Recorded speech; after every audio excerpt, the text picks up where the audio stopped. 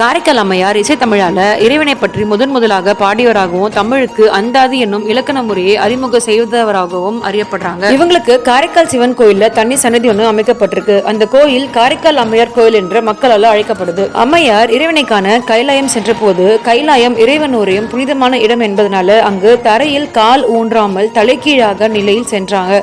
கைலையில் இறைவனுடன் இடம் கொண்டு அமர்ந்த பார்வதி அம்மை தலையில் நடந்து வரும் அம்மை யார் என்று கேட்க, நம்மை பேணும் அம்மை கான் என்று கூறி அம்மையே வருக என்று சொன்னார் சிவபெருமான். உலகையாலும் சிவபெருமானே அம்மையே என்று அழைத்த பெருமை நம்ம காரைக்கால் அம்மையாருக்கு இருக்கு. அம்மையாரோட வேண்டுகோளுக்கு இணங்கி சிவபெருமான் தன்னோட பஞ்ச சபைகள்ல ஒன்றான ரத்ன சபை எனும் அழைக்கப்படும் திருவலங்காட்டுல சிவபெருமான் காளி தாண்டவமாடி அம்மையாரை ஆட்கொண்டார். காரைக்கால் அம்மையார் கோயில்ல மாங்கனி திருவிழா ஒவ்வொரு ஆண்டும் ஆனி மாதம் பௌர்ணமி என்று மிக சிறப்பாக கொண்டாடப்படும். திருவிழா அப்போ சுவாமி தேர் விதி உலா வரும்போது பக்தர்கள் தங்களோட வேண்டுதலை நிறைவேற்றும் விதமாக வீடு மாடிகளை நின்று இறைவன் மீது மாங்கனிகளை வாரி இறைத்து நேர்த்திக்கடன் செலுத்துவது